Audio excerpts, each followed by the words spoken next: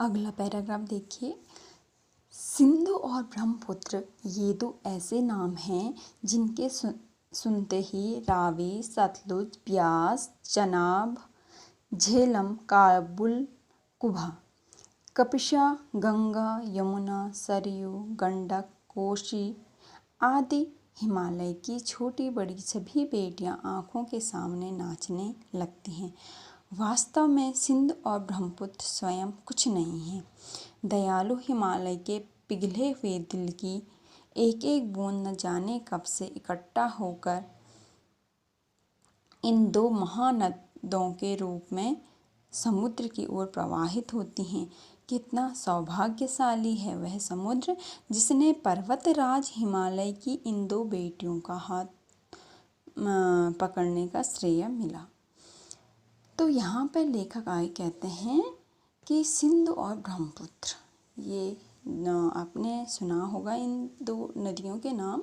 जो सिंधु नदी है वह पंजाब प्रांत से होकर के सागर में मिल जाती है और ब्रह्मपुत्र नदी तिब्बत, भारत और बांग्लादेश से होकर के अरब सागर में मिल जाती है। तो सिंधु और ब्रह्मपुत्र ये क्या है? एक महानद है। महानद किसे कहते हैं? जब छोटी छोटी नदियाँ मिलकर के एक बड़ी नदी मिल जाती है तो उसे कहा जाता है महानद। तो लेखक कह रहे हैं जो सिंधु और ब्रह्मपुत्र ये दो नाम हैं तो इनको सुनते ही बहुत सारी नदियों के नाम याद आ जाते हैं। जैसे कि कौन कौन है वो नदियाँ? रावी, सतलुज, ब्यास, चनाब, झेलम, काबुल, काबुल को कुभा भी कहा जाता है, कपिशा, गंगा, यमुना, सरयू, गंडक, कोसी। ये विभिन्न नदियाँ हैं जिनको ये सिंधु और ब्रह्मपुत्र का नाम लेते ही ये सभी नदियाँ लेखक को याद आ जाती हैं। तो वो कह रहे हैं कि ये सिंधु और ब्रह्मपुत्र स्वयं में कुछ नहीं है। ये दयालु हिमालय के पिघले हुए दिल की एक एक बूंद न जाने कब से इकट्ठा होकर इन दो महानदों के रूप में समुद्र की ओर प्रवाहित हो रही हैं। लेकर क्या कहने, ये अपने आप में कुछ नहीं है, ये वास्तव में क्या है? दयालु हिमालय के पिघले हुए दिल। अब दयालु हिमालय का पिघला हुआ दिल की बूंद कौन कौन है? जो उस पर स्थित बर्फ, हिमालय में बर्फ जमी होती है, जब यही बर्फ पिघल के जल के रूप में बहता है तब नदियों का निर्माण होता है। तो ये क्या कह रहे हैं कि जो हिमालय को इन्होंने दयालु कहा है कि हिमालय के पिघले हुए, हिमालय में स्थित बर्फ के पिघल करके जो पानी बहता है वही वास्तव में क्या है? सिंधु और ब्रह्मपुत्र नदियाँ हैं। कितना सौभाग्यशाली है वह समुद्र जिसने प्रयागराज हिमालय की इन दो बेटियों का हाथ, जिनको क्या? हिमालय की इन दो बेटियों का हाथ पकड़ने का श्रेय मिला। आप सभी को पता है ये सारी नदियाँ अपने अपने उद्गम से निकल करके अंत में समुद्र में मिल जाती हैं।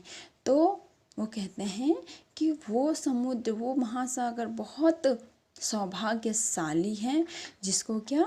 हिमालय की दो बेटियों, इन दो का मतलब क्या है?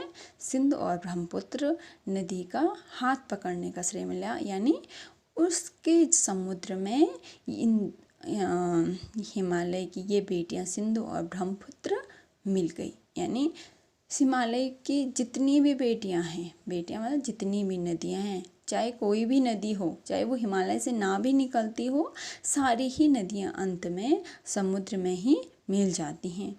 तो इसीलिए कह रहे हैं कि वह समुद्र बहुत सौभाग्यशाली है। तो जिनको क्या?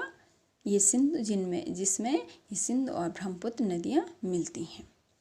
आगे जिन्होंने मैदानों में ही इन नदियों को देखा होगा उनके ख्याल में शायद ही यह बात आ सके कि बूढ़े हिमालय की गोद में बच्चियां बनकर ये कैसा खेला करती हैं।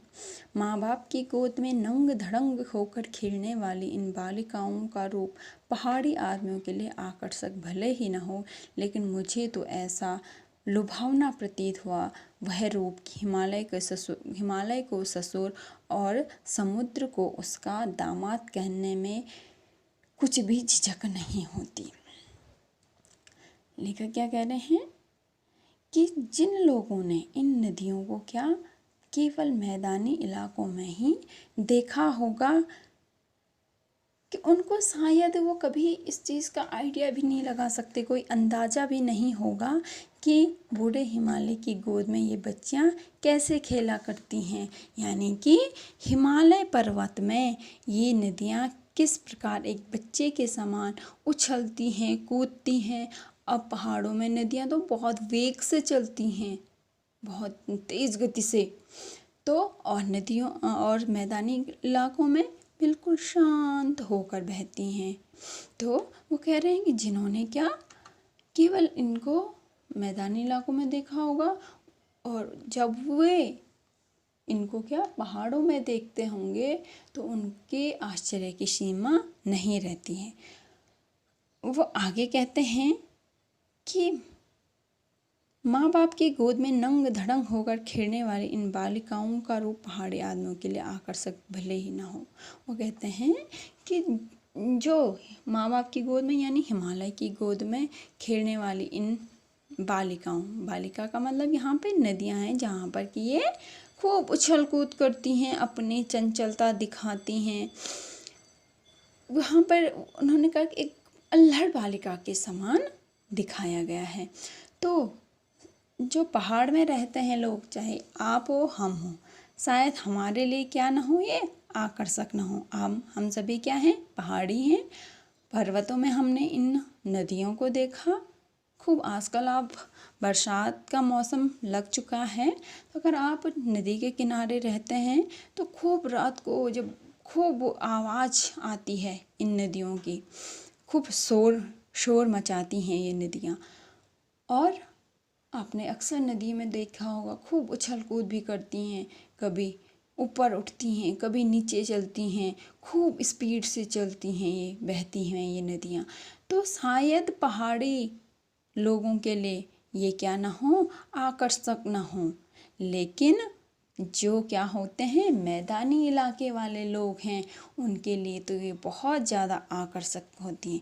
वो कह रहे हैं कि मुझे यह बहुत ज़्यादा लुभावनी प्रतीत हुई, और इतनी लुभावनी प्रतीत हुई कि मैं अपने आप को हिमालय को ससुर और समुद्र को उसका दामाद कहने में मुझे किसी भी प्रकार का संकोच नहीं हुआ। यानी वो हिमालय को क्या कह रहे हैं, ससुर। किसका ससुर, समुद्र का ससुर, क्योंकि हिमालय उसकी बेटियां हैं और अंत में वो समुद्र में मिल जाती हैं। यानी समुद्र क्या है, नदियों का पति और हिमालय का दामाद कह रहे हैं लेखक इसको, कि वो लेखक कह रहे हैं मुझे हिमालय को ससुर और समुद्र को हिमालय का दामाद कहने में किसी भी प्रकार का संकोच नहीं होता है।